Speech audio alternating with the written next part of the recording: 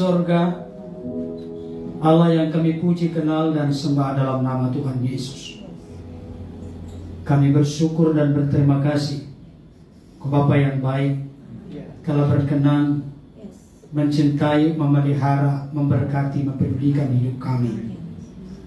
Dan yang tertinggi di atasnya, Engkau telah mengangkat kami menjadi anak-anak-Mu dan ahli waris yang kekal dalam kerajaan.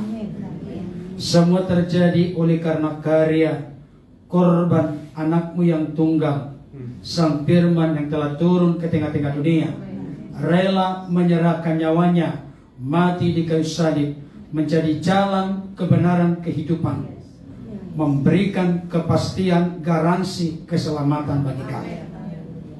Terima kasih untuk pemeliharaan Tuhan hari lepas hari hidup kami. Terima kasih atas tuntunan pimpinan-Mu. Kami boleh berkumpul di tempat ini untuk memuji, menyembah, memuliakan Engkau. Terimalah pengagungan kami menjadi dupa yang harum di hadirat-Mu. Tibalah waktunya kami semua anak-anak-Mu yang hadir di tempat ini, yang mengikuti secara live dimanapun berada, mendengarkan dan menyaksikan firman.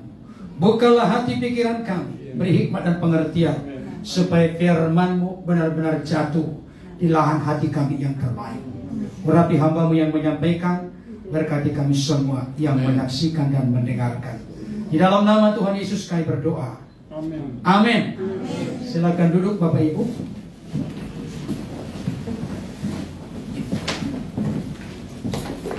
Ya, salam. Gimana kabarnya Bapak Ibu? Luar biasa. Tapi jangan sampai biasa di luar. Puji Tuhan. Topik atau tema yang diberikan kepada saya, apa yang menghalangi kita mengenal Kristus? Sekali lagi, apa yang menghalangi kita mengenal Kristus? Bacaan kita bertitik tolak dari Lukas 24 ayat 13 sampai 16. Tetapi biar bagaimanapun, supaya kita bisa mengerti dalam konteks dekat firman Tuhan, kita akan kaitkan dengan ayat-ayat sebelum dan sesudahnya. Tapi kita bertitik tolak dulu bacaannya dari Lukas 24 ayat 13 sampai 16. Kalau Bapak Ibu Saudara sudah menemukan, katakan amin. Amin. Ya, saya bacakan untuk kita, Bapak Ibu Saudara bisa mengikuti dalam hati. Pada hari itu juga, dua orang dari murid-murid Yesus pergi ke sebuah kampung bernama Emmaus, yang terletak kira-kira 7 mil jauhnya dari Yerusalem. Dan mereka bercakap-cakap tentang segala sesuatu yang telah terjadi. Ketika mereka sedang bercakap-cakap dan bertukar pikiran, datanglah Yesus sendiri mendekati mereka, lalu berjalan bersama-sama dengan mereka. Tetapi ada sesuatu yang menghalangi mata mereka, sehingga mereka tidak dapat mengenal Dia. Ibu bapak terkasih dalam Tuhan, di awal setiap saya khotbah selalu saya mulai dengan kata-kata, yang berbahagia adalah setiap kita yang mendengar firman Tuhan dan yang terus setia memelihara dalam hidup kita hari lepas hari. Pertama-tama saya ingin tegaskan kepada kita Bapak Ibu, mengenal Kristus itu sesuatu yang mutlak penting dalam hidup kita. Tadi worship leader kita telah memberikan sebuah pernyataan.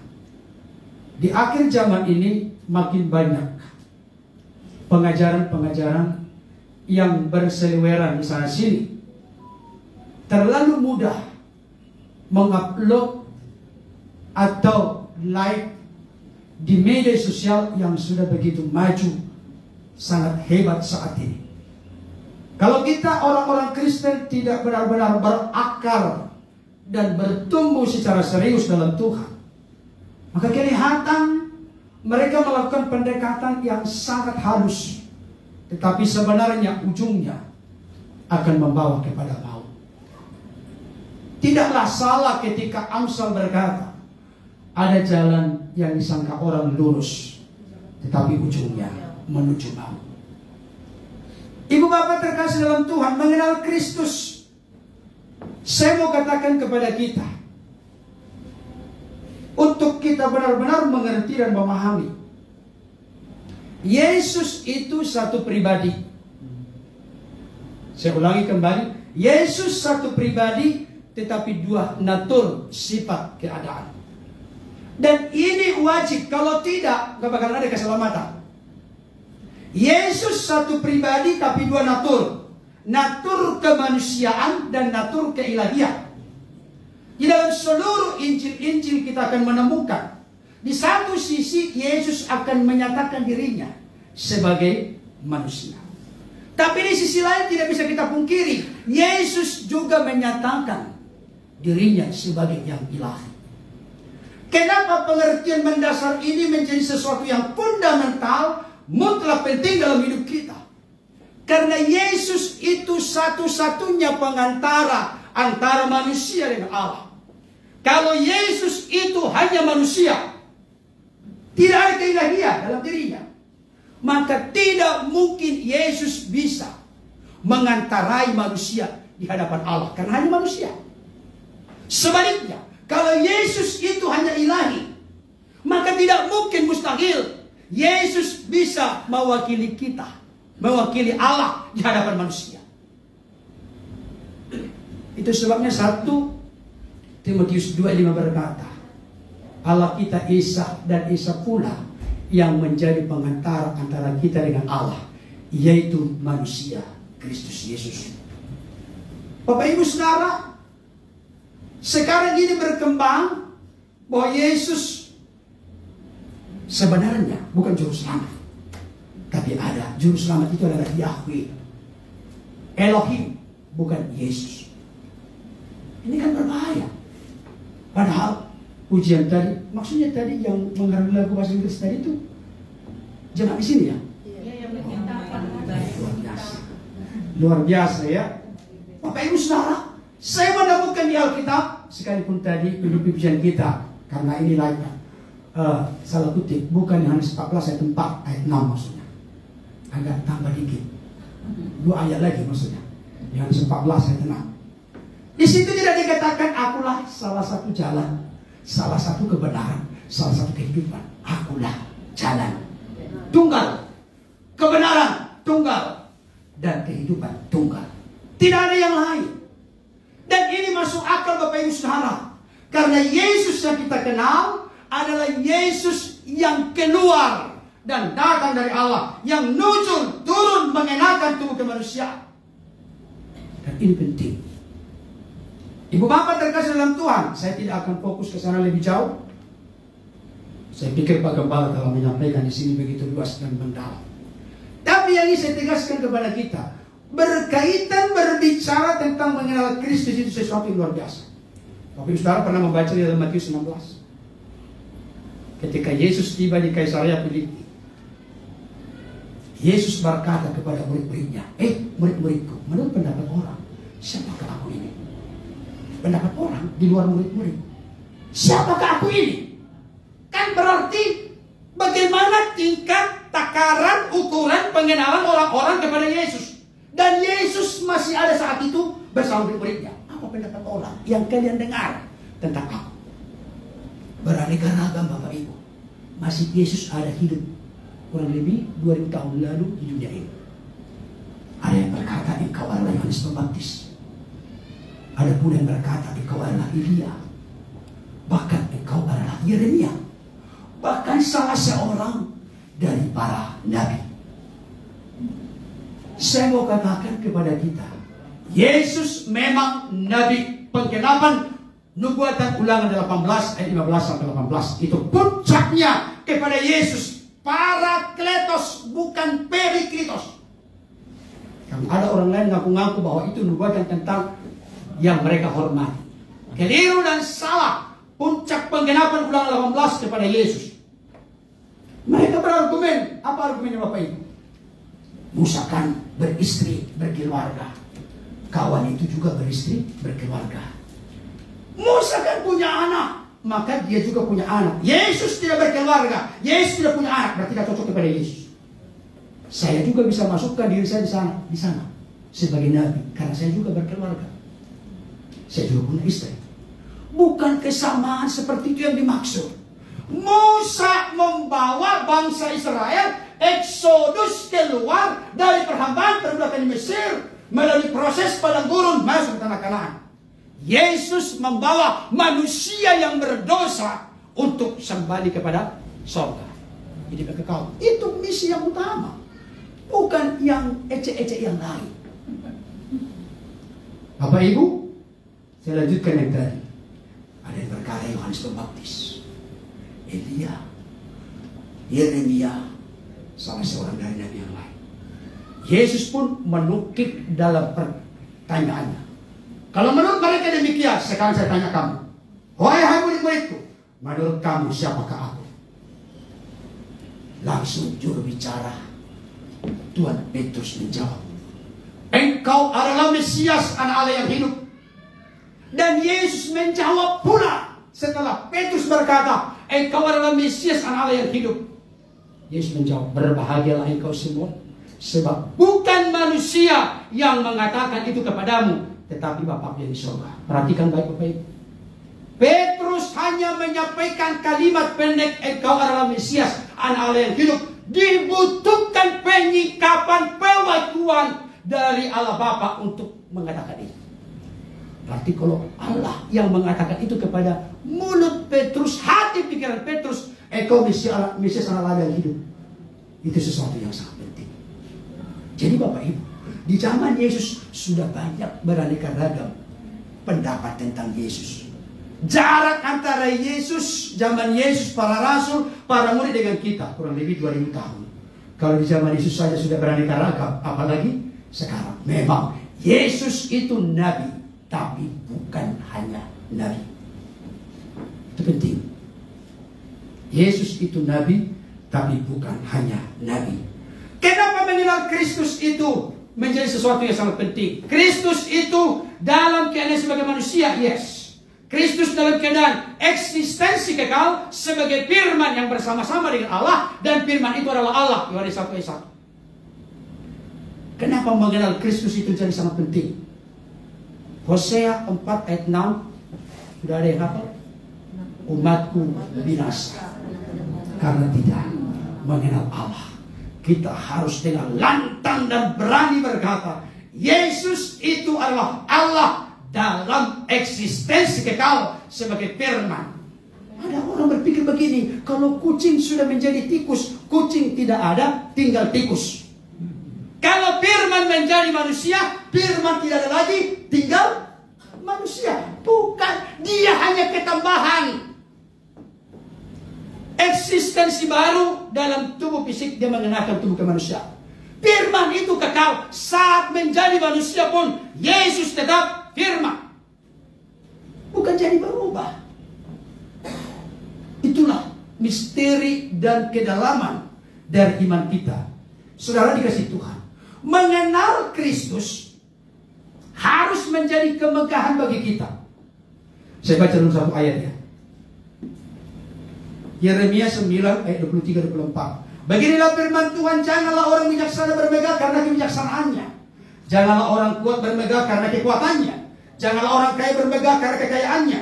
Tetapi siapa yang mau bermegah, baiklah bermegah karena yang berikut. Titik 2. Bahwa ia memahami dan mengenal Allah, mengenal aku, bahwa akulah Tuhan yang menunjukkan kasih setia, keadilan dan kebenaran di bumi. Sungguh semuanya itu kusukai. Demikianlah firman Tuhan. Jadi mengenal Kristus yang adalah Allah, mengenal Allah atau Yahweh adalah hal yang perlu menjadi sebuah kemegahan bagi kita, dan itu sangat disukai oleh Allah. Nah, maksudnya Bapak Ibu, ini menjadi sesuatu yang penting bagi kita. Mengenal Kristus menjadi kesukaan bagi kita, dan kita perlu rendah hati belajar seperti Rasul Paulus. 6 tahun sebelum dia dieksekusi, masih sempat-sempatnya ketika berada dalam penjara di Roma, menuliskan surat kepada jemaat Filipi. Di Filipi 3 ayat 10 dia berkata, yang kukehendaki ialah mengenal Dia dan kuasa kebangkitannya dan persekutuan dalam penderitaannya. Siapa kita dibanding Rasul Paulus, Bapak Ibu? Gak ada apa-apanya kita. Kayaknya kalau di antara kita yang ruangan ini belum ada yang bisa masuk lolos seleksi murid dari Profesor Gamaliel. Karena Rasul Paulus adalah murid dari Gamaliel. Sangat sukar kompetisi persaingan masuk menjadi murid Gamaliel.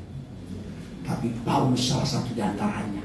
Sekalipun Paulus itu sebagai seorang yang jenius dan cerdas, tapi Rasul Paulus 6 tahun sebelum dieksekusi, dia berkata, yang ku kehendaki ialah mengenal Dia dan kuasa kebangkitannya dan persekutuan dalam penderitaannya. Ada di sini dari sejak lahir sudah jadi Kristen? Dari sejak bapak mama sudah jadi Kristen? Dari sejak opung doli, opung boru sudah jadi Kristen? Ada. Sayalah orangnya juga ikut. Tapi saya ingin menegaskan kepada kita, mari Bapak Ibu Saudara dikasih Tuhan dimanapun berada, miliki kesukaan, miliki kerinduan yang sangat dalam. Karena mengenal Allah itu, mengenal Kristus itu lebih jauh, lebih dalam. Selama kita hidup tidak pernah sempurna, tapi kita akan semakin dalam menjadi serupa seperti Kristus.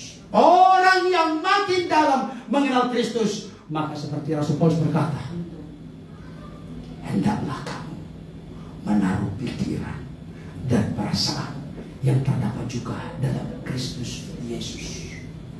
Menaruh pikiran dan perasaan yang terdapat juga dalam Kristus Yesus. Bapak Saudara, kita nangkap pengertiannya.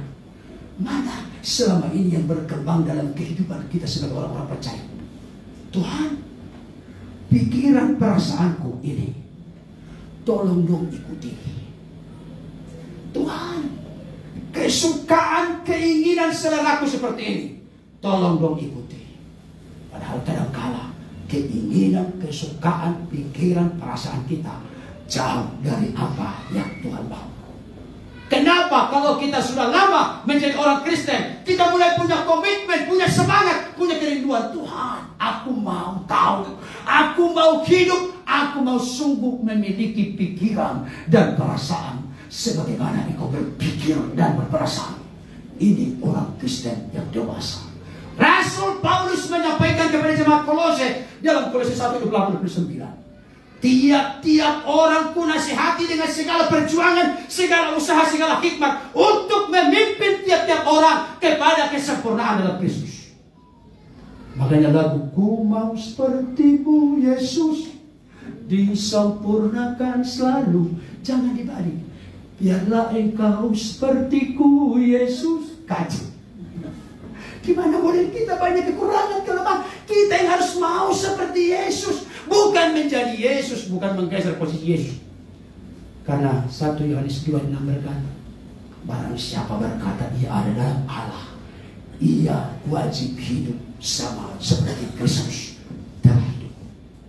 Ibu bapak terkasih dalam Tuhan, mengenal Kristus tidak ada istilah stop, tidak ada istilah stagnan, tidak ada istilah mengalami kemerosotan. Harus makin hari makin dalam. Saya mau kasih satu pemikiran kepada kita. Perhatikan, dua orang ini disebut di sini murid. Kalau disebut murid, Bapak Ibu Saudara, orang-orang Kristen seringkali terjebak angka 12. Kenapa angka 12? Murid Yesus jumlahnya, benarkah demikian?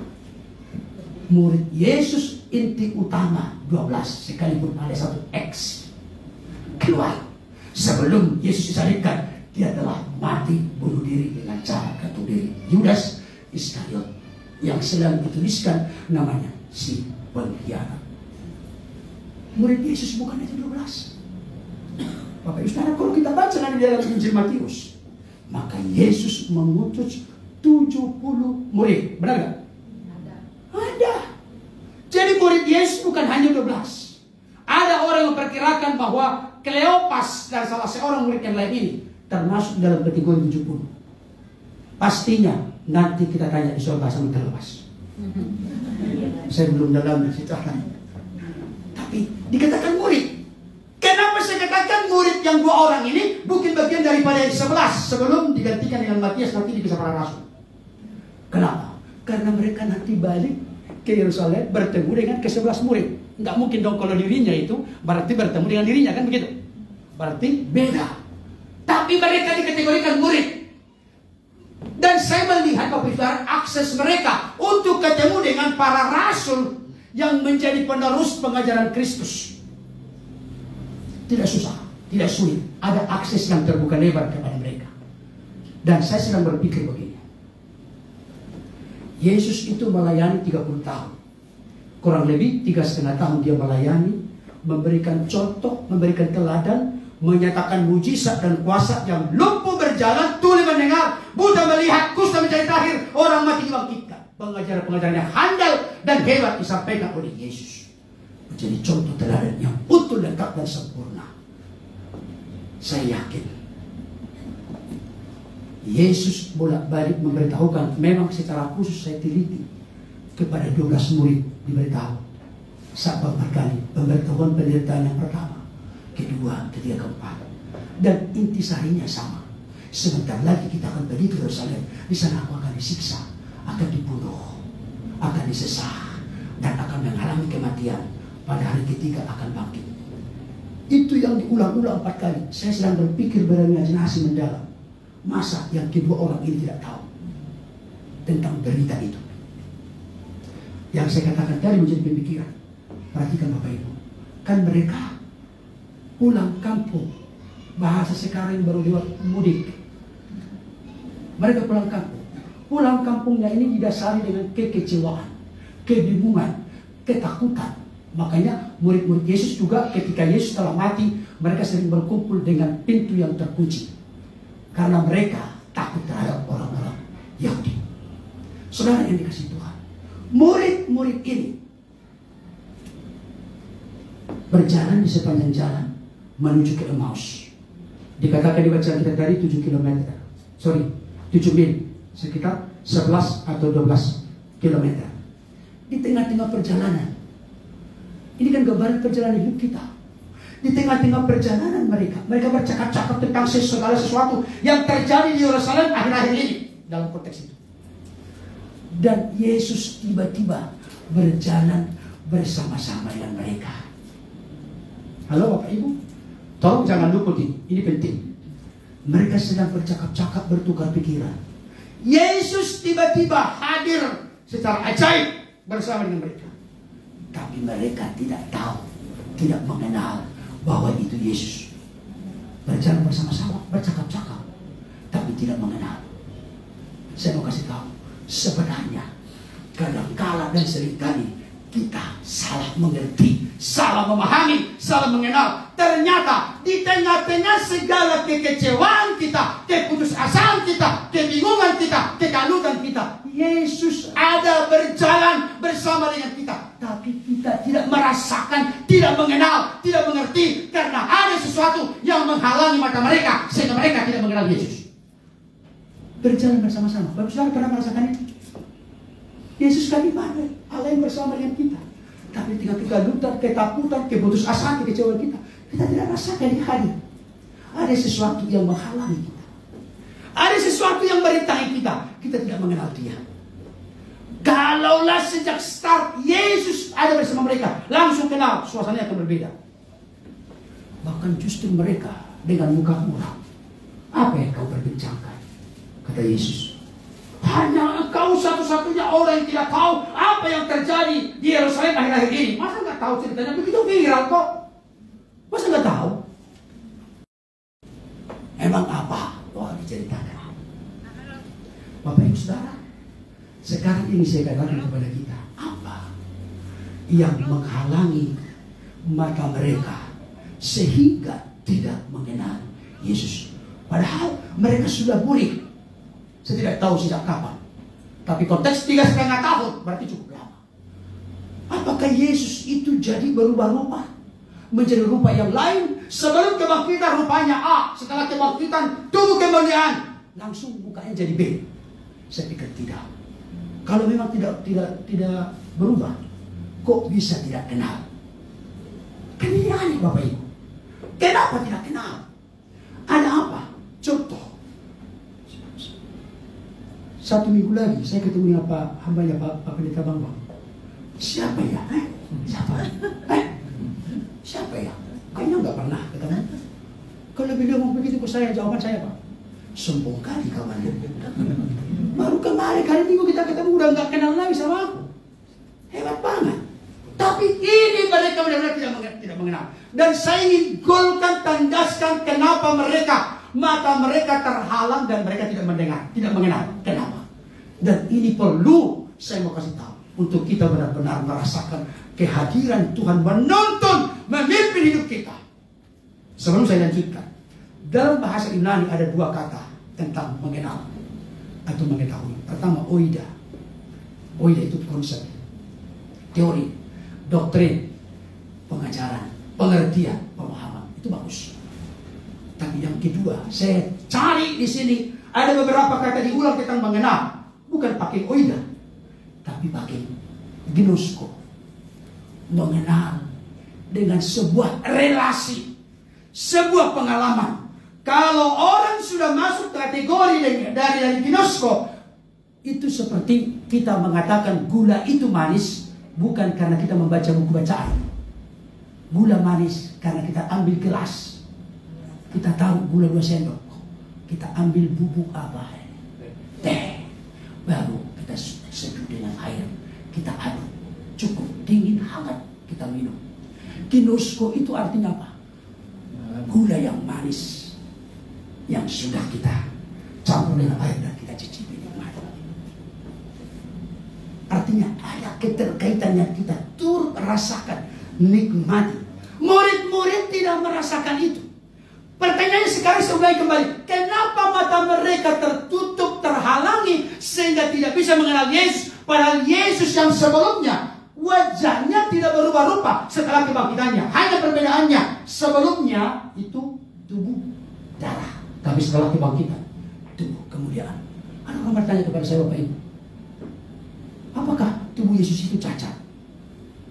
Buktinya ketika kebangkitan, Yesus berkata kepada Thomas, "Hei Thomas, janganlah tidak percaya, cucukkanlah jarimu kepada tanganku dan kepada lambungku." Berarti kalau begitu setelah kebangkitan, tangan Yesus berlebang. Kan sudah turun kemuliaan. Buktinya murid-murid terkunci di ruangan, mereka bisa masuk. Itu satu. Yang kedua, "Hei anak-anak, adakah padamu roti?" "Oh ada, kasih." "Ada padamu ikan?" "Kasih." Makan. Berarti nyangkut dong di tubuh kemuliaan itu. Ikan, apalagi sedikit agak ditelan tidurnya sedikit. Nyangkut dong. Bapak Ibu saudara, kira-kira kalau ditanya ke kita begitu jawabannya apa? Apakah tidak sempurna tubuh Yesus? Saya sedang merenung dan berpikir, Yesus memakan ikan goreng bukan karena kebutuhannya, tapi untuk menjauh murid-murid. Takut itu hantu, kan gitu. Untuk membuktikan bahwa hantu tidak ada tulang dan daging. Ya kan? Kasih makan supaya yakin murid-murid. Berbagai macam cara dinyatakan oleh Yesus menunjukkan kasihnya supaya mereka yakin. Banyak kekurangan kelemahan dari para murid-murid. Bapak Ibu Saudara, sebelum peristiwa Pentakosta, dan saya mau kasih tahu, ternyata konteks yang menyebabkan kedua murid ini, kenapa mereka terhalang matanya tidak mengenal. Jawabannya ayat 21. Mari kita lihat. Ayat 21 Bapak Ibu. Ayat 21. Kita baca sama-sama. Ayat 21, 2 ya. Padahal Lukas 24 ayat 21. 2 ya. Padahal kami dahulu mengharapkan bahwa dialah yang datang untuk membebaskan bangsa Israel. Ini akar persoalannya Bapak Ibu. Maksudnya apa? Harapan murid-murid yang 2 orang ini termasuk nanti harapan dari 11 murid sebelum Matius dipilih. Mari kita lihat Kisah Rasul pasal 1 ayat 6 sampai 7. Bukan hanya 2 orang ini, murid yang 11 pun sama. Kisah Rasul 1 ayat 6 sampai 7. Sudah Bapak Ibu? Saya baca untuk kita. Maka bertanyalah mereka yang berkumpul di situ. Mari sama-sama baca. Tuhan, maukah engkau pada masa ini memulihkan kerajaan bagi Israel? Jawabnya, engkau tidak perlu mengetahui masa dan waktu yang ditetapkan Bapa sendiri menurut kuasanya. Ini konteks apa? Yesus mau sebentar lagi berpisah dengan murid-muridnya. Tapi pertanyaan itu tetap disodorkan oleh murid yang 11, bukan murid yang 2 tadi. Maukah engkau pada masa kini memulihkan kerajaan Israel? Kita tahu dalam konteks sejarah, bangsa Israel di zaman Yesus dijajah oleh pemerintahan Romawi.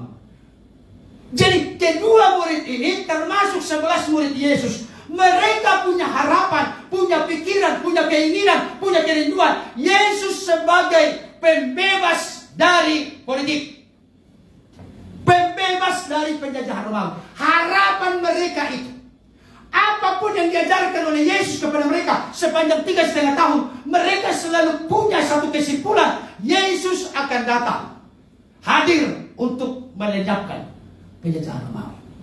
Artinya apa, Bapak Saudara? Yang ini saya mau unggulkan kepada kita, Bapak Ibu, salah satu perkara yang menghalangi pengenalan kita akan Kristus adalah karena kita sudah punya agenda. Tolong direnungkan ini.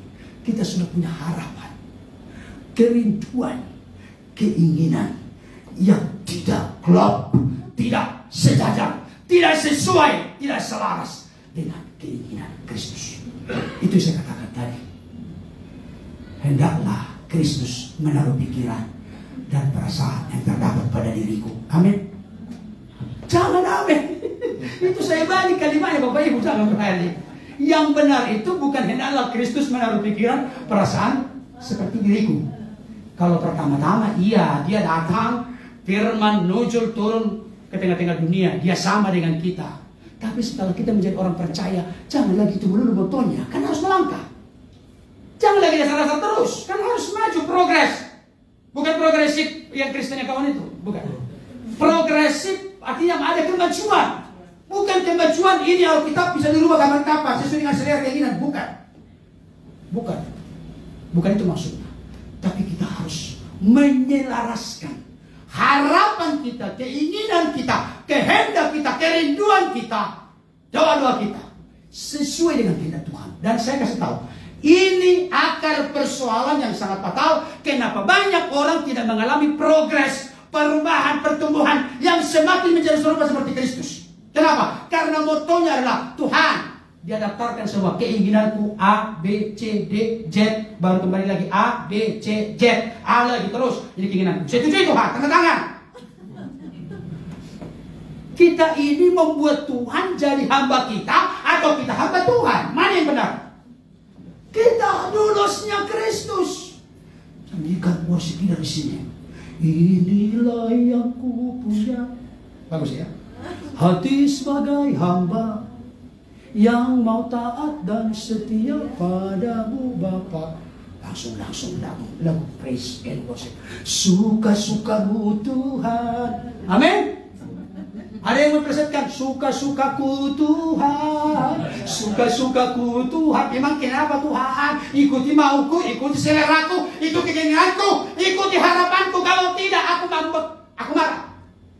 Itu yang membuat mereka kekecewaan, kebingungan, kekalutan, ketakutan, kecemasan mereka. Seolah-olah mereka tidak punya harapan dalam Kristus. Karena mereka sudah punya agenda harapan sendiri yang tidak klop, tidak sesuai dengan harapan Kristus. Coba Bapak Ibu, dengan rendah hati sekarang ini kita berpikir, Tuhan, jangan-jangan selama ini aku terlalu egois. Selalu yang kurindukan, kuinginkan, kuharapkan, disetujui oleh Yesus. Bapak Ibu Saudara, pernah membaca kitab Yesaya itu dan dibuat lagu oleh anak Tuhan. Engkau pencunan ku tanah liat. Mau kita balik? Aku pencu dan engkau Tuhan tanah liat. Berarti kita suka-suka kita membentuk Tuhan sesuka kita. Jangan Bapak Ibu, jangan. Kadang-kadang memang begitu. Apalagi orang Batak, ada ciri orang Batak. Ke Israel pun dia pun masuknya di hotel. Ini hotel kita. Kita punya. Padahal dia hanya menyewa di situ kan. Hotel kita. Ini rumah kita. Jebut terus. Kita semua. Jadi artinya apa? Yesus itu Yesusku. Ayo benar juga. Tetapi diperlakukan sesuka dia, itu maksud saya yang salah.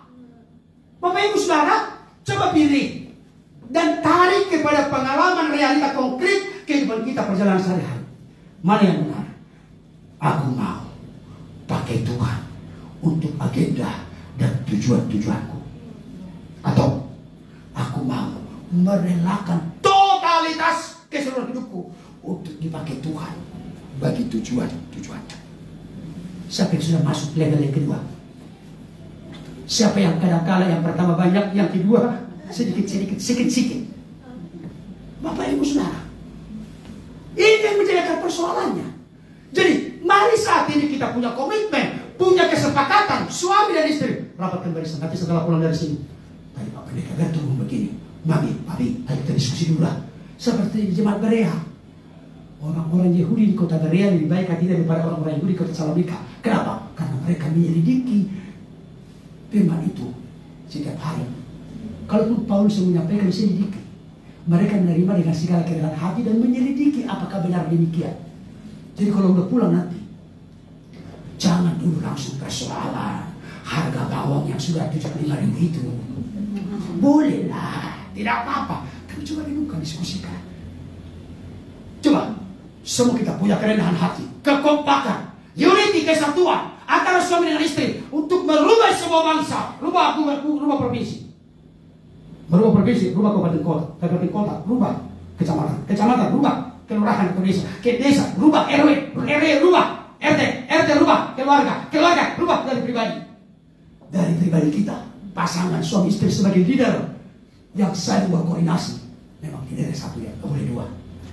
Kan kalau kapal kan ada dua kemudinya, nakudanya kan ada di ujung sana satu, di sini satu, mau kemana dia? Satu, tapi tidak bisa berjalan kalau tidak ada koordinasi dengan yang lain. Ada di sini yang dua kepala di rumah tangga?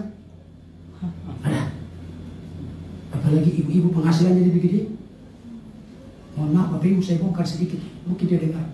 Ini FB-nya dia, makanya banyak yang nonton. Kemarin ketika meliput berita serabutan di Facebook, yaitu istri saya, Mama Kisha, sampai 20.000 real time. Itu saya bawa ini, biar banyak yang nonton di Kering Sawang. Ini yang handphone sekarang ini. Makanya tadi banyak yang bergabung. Beliau menghasilkan lebih banyak daripada saya, tapi gak pernah dia melecehkan saya sedikit pun. Dia berkata, Mami sekarang, Mami lebih besar penghasilannya dari konten. Papi jangan ngomong begitu, ini kita tiru. Kan selama ini sebelum saya muncul, kan Papi selama ini pakai Tuhan. Ada di sini ibu-ibu begitu. Halo ibu-ibu, katakan sejujurnya, dicampur ditambah orang Batak, Daino. Ya mama maksudnya. Ada di sini ibu-ibu yang lebih gede penghasilannya dengan suaminya, itu dipakai senjata untuk melecehkan memandang sebelah mata suaminya. Ada? Bel? Abang yang ngomong. Bapak Ibu Saudara, saya mau kasih tahu mendapatkan barisan. Kalau ingin progres kemajuannya begitu signifikan, begitu konkret, begitu nyata, rapatkan barisan suami istri, antara para majelis dengan gembala, rapatkan barisan. Jangan lagi recok mengurusi hal-hal yang sepele-sepele yang lain. Aduh, keegoan, keakuan ini, udah buang semua. Itu menghalangi kita untuk maju dalam Tuhan. Rapatkan barisan. Apakah agenda kita di gereja ini, apakah agenda kita di keluarga sama dengan agenda Tuhan? Dengar dulu suara Tuhan. Kelemahannya Pak? Enggak. Oh enggak? Lanjut. Nah, saya tidak. Udah nangkap ya Bapak Ibu ya. Kenapa mereka sudah lama tahu wajah Yesus tapi tidak mengenal? Karena apa? Karena melenceng. Masa kita punya harapan dia pembebas bangsa Israel dari penjajahan Romawi, kok mati, kok disalibkan, nggak cocok, nggak sesuai, nggak selaras. Aduh, makanya mereka pulang kampung karena sudah putus asa. Mereka tadinya barangkali mau dipakai untuk pelayanan. Termasuk juga murid-murid. Petrus berkata, udah nggak jelas ini. Aku mau pergi barangkali kan? Wah, aku juga ikut kan itu ada kan kita ya. Iya, Yesus mendekati mereka saat menangkap ikan dan terjadi mujizat. semua nggak jelas. Petrus pun termasuk mirip orang tarutu. Karena tersinggung orang tarutu. Dia mirip orang tarutu Petrus. Sekalipun mereka semua lari, aku tidak akan meninggalkan engkau. Ingat itu Yesus. Ingat ya. Sekalipun mereka lari tunggal langgang, aku siap menyerahkan nyawa bagimu.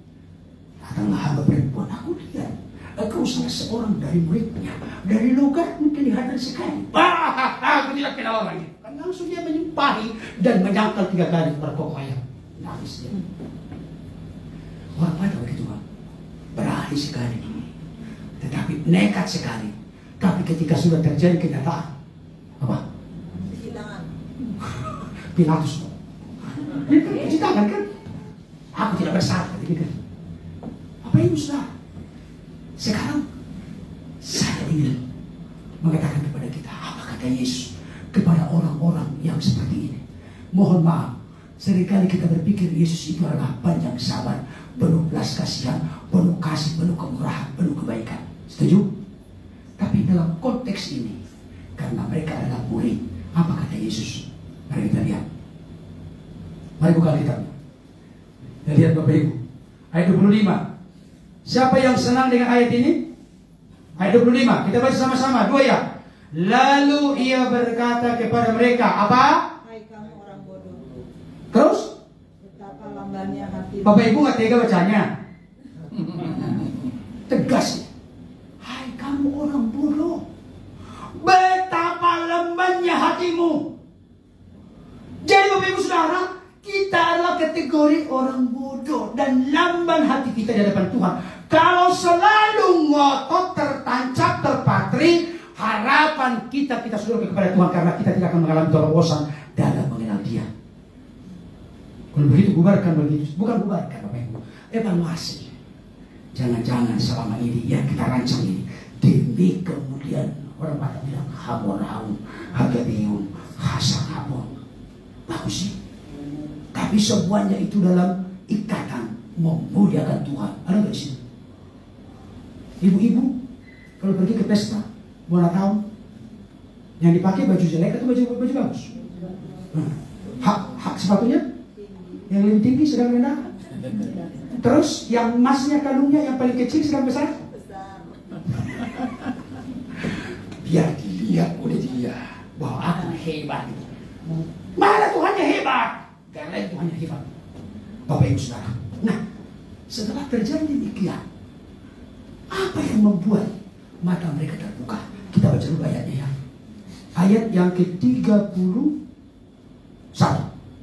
Kan jadi terbuka mata mereka dan mengenal Yesus. Kok bisa? Ayat 31. Kita baca sama-sama. Ketika itu terbukalah mata mereka dan mereka pun mengenal Dia.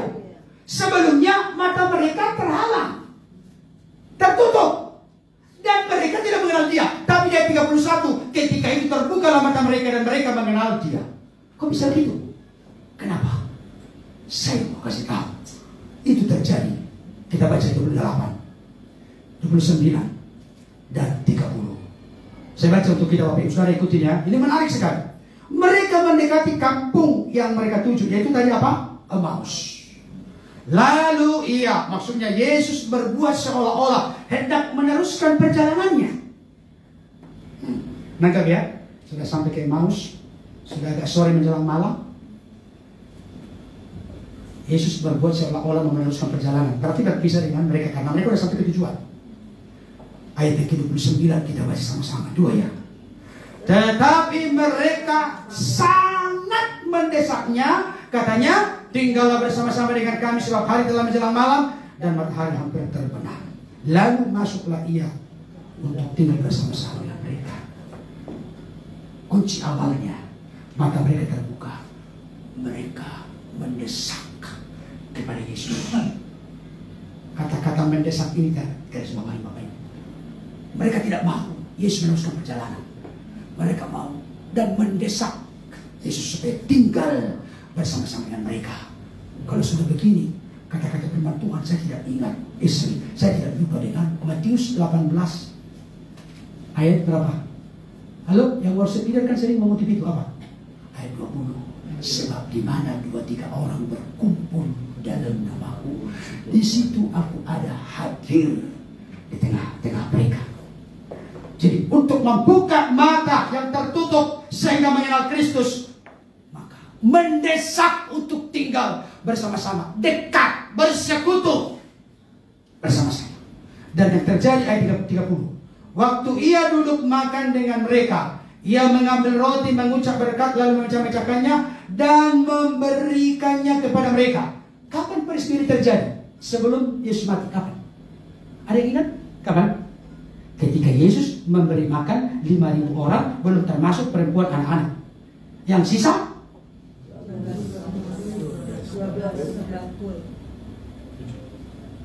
Hah? Sisa berapa? Bapak Ibu, sisa berapa? Jangan disunat, jangan dipotong. Penuh. 12 bakul? Ayo. Kalau 12 bakul sikit-sikit di dalam, 12 bakul penuh. Di sana Yesus mengangkat roti dan ikan itu. Dia menghadap kepada Bapa, mengucap syukur, mengucapkan berkat, memecah-mecahkannya. Kenapa langsung mereka? Saya punya keyakinan kedua murid ini juga turut hadir. Karena ayat 35 berkata apa? Lalu kedua orang itu pun menceritakan apa yang telah terjadi tengah jalan dan tolong sambung. Bagaimana mereka mengenal dia pada waktu ia memecah-mecahkan roti. Jadi mereka mengenang, mengingat kembali apa yang dikatakan, diucapkan, difirmankan, disabdakan oleh Yesus di masa sebelumnya. Saya kasih tahu, membuka mata hati kita untuk terus bertumbuh dalam Tuhan. Tidak bisa tidak. Kita ingat, kita renungkan, kita hayati firman Tuhan. Makanya Roma 10 ayat 17 jelas berkata, jadi iman timbul dari pendengaran dan pendengaran oleh firman Kristus. Maka mereka terbuka dan mengenal Dia. Mari Bapak Ibu undang, desak Kristus tinggal bersama-sama kita. Itu kunci untuk kita, mata kita, hati rohani kita terbuka dan kita bertumbuh dan mengenal Dia. Dan ingat, renungkan, baca, renungkan. Yesus berkata dalam khotbah di bukit, berbahagialah orang yang lapar dan haus akan kebenaran, sebab mereka dikuasai. Ada hal menarik sebelum saya tutup ayat 33. Kita bersama-sama 33. Lalu bangunlah mereka dan terus berada di Emmaus. Amin. Hah? Kan tadinya pulang kampung kan? Udahlah, gak jelas hidup ini. Udahlah, udah kecewa. Udahlah, harapan sudah pupus. Tapi ketika mata hati, mata rohani mereka dibukakan, mereka mengenal Yesus. Mereka tidak tetap dalam kekecewaan, ketidakharapan. Mereka dengan antusias, bersukacita kembali ke Yerusalem untuk menjalankan, meneruskan apa yang telah diembarkan oleh Tuhan kepada mereka. Mereka kembali dipulihkan hatinya. Dan yang luar biasa, ayat 35 tadi. Lalu kedua orang itu pun menceritakan apa yang terjadi tengah jalan. Berarti apa yang menceritakan? Bersaksi. Jadi Bapak Ibu, saya mau kasih tahu, kalau kita bertumbuh dalam kasih karunia pengenalan akan Kristus seperti 2 Petrus 3:18, saya mau kasih tahu, hal itu membuat kita semakin. Ini Pak Gembala sudah hafal ini. Ini rumus saya tolong ingat. Kalau kita bertumbuh dalam pengenalan akan Tuhan, akan semakin membuat kita efektif, efisien, optimal, maksimal. Sudah apa? Efektif, efisien, optimal, maksimal. Bukan makin gaul. Karena apa? Karena kita ada jelas bersama dengan, dekat dengan Dia. Saya tutup dengan satu ilustrasi. Karena kadang-kala ilustrasi itu ingat jemaat baru pulang. Apa tadi Bapak? Ilustrasi. Bapak Ibu, saya tidak tahu apakah sudah pernah saya sampaikan, tapi saya rindu menyampaikan sebelum selesai. Sepasang kekasih, laki-laki dan laki-laki dan perempuan harus jelas lawan jenis. Memang sejak menikah pun kita sudah ada lawan jenis. Itu jelas itu, lawan jenis kan? Sesama, bukan. Lawan jenis. Jadi kalau ada perbedaan di keluarga, katakan langsung seperti buku dari Andar Ismail, Dr. Andar Ismail, Seri Selamat, ribut, rukun. Ada ributnya kan? Tapi diakhiri dengan ulang bersadik sebulan. Jangan sampai ngacak-ngacak 1 bulan. Pisah kamar, tolak-tolakan tidur. Pacaran laki-laki dan perempuan. Mereka merayakan ulang tahun yang kedua pernikahan, pacaran mereka. Dan si laki-laki ingin membuat surprise kepada sang kekasih. Dia bawa ke sebuah tempat yang cukup megah. Dan itu menjadi kesukaan dia. Dan apa yang hendak dimakan di sana, kesukaan yang begitu dalam dan luar biasa dari sang laki-laki. Dia bawalah pacarnya ke sana. Biasanya kan untuk romantis ada lilin-lilin kan, ada hiasan kan, romantis kan. Ada yang pernah merasakan itu? Siapa di sini bapak kalau lagi Valentine dikasih coklat sama istrinya? Nggak usah lah, udah tua. Udah nggak usah gitu kan ada. Waduh, kalau ada saya lihat kakek nenek itu makin tua makin mencari kasih dapat mana. Udah 90 tahun masih mereka aja saling pegangan tangan gitu. Kalau orang Batak tidak, suaminya langsung berapa langkah di depan, istrinya ditinggal. Bukan di sini maksudnya. Ya, apa ibu? Masuklah mereka ke tempat yang cukup megah. Ternyata tempat itu adalah tempat kesukaan si pria itu. Tempat jualan durian musangking. Musangking. Satu batu itu berapa harga? Satu batunya. Oh, jutaan itu. Kalau 1 kilo itu mahal. Dia rindu mempersembahkan yang terbaik kepada kekasihnya. Sudah. Dia di sini. Ini meja. Pacarnya di depan. Dia langsung suruh petugas membuka. Langsung dia enggak ini lagi. Udah langsung sekali. Udah miliar sekali. Langsung dia ambil. Ayo deh. Ayo sayangku. Cintaku. Cian. Ayo. Dia makan. Mulutnya belepotan. Tapi sang kekasihnya di depan. Enggak bergeming. Enggak bergerak tangan. Enggak berbicara. Ada apa kau sayangku? Cintaku? Ada apa? Kamu kurang sehat? Oh tidak bang, aku sehat. Tapi kenapa ini abang udah belepotan ini? Musangking mahal ini. Nikmat lezat ini, legit ini. Kok agak kuning lagi? Maaf sekali. Kenapa kau gak makan? Tahu gak? Udah hampir habis separuh. Sekarang sampai kasih ngomong. Bang, ada apa? Abang bawa saya ke sini, saya hargai. Tapi ada satu hal yang menjadi ganjaran bagi saya. Apa itu? Abang tidak pernah menanyakan apakah aku suka makan durian musangking. Emang kenapa deh? Aku tidak suka sama sekali. Tulus nggak laki-laki itu membawa pacarnya ke sana? Segenap hati nggak? Dia siapkan duit untuk bayar musangking yang mahal itu. Dia siapkan semuanya. Tapi kelemahan fatalnya, dia tidak pernah mau tahu, tidak mau peduli apakah kekasih saya ini suka makan durian musangking. Tahu gak? Yesus mempelai pria, kita mempelai wanita. Mempelai wanita mau menyuguhkan sesuatu yang terbaik kepada Yesus. Tapi kita tidak mau tahu, tidak mau peduli. Beginilah yang benar, beginilah yang bagus, beginilah yang indah. Harapan ini yang aku sodorkan kepada dia. Dan saya yakin dia akan setuju. Ternyata tidak. Makanya saya katakan tadi Bapak Ibu, mari kita jangan seperti si laki-laki itu. Tulus, tetapi salah. Gak tepat. Mari kita coba mencari kesukaan dari Tuhan dan hidup. Apa tadi kesukaannya? Ada yang bisa jawab?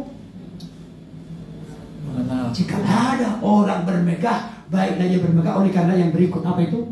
Dia mengenal, memahami aku. Itu kesukaan Tuhan.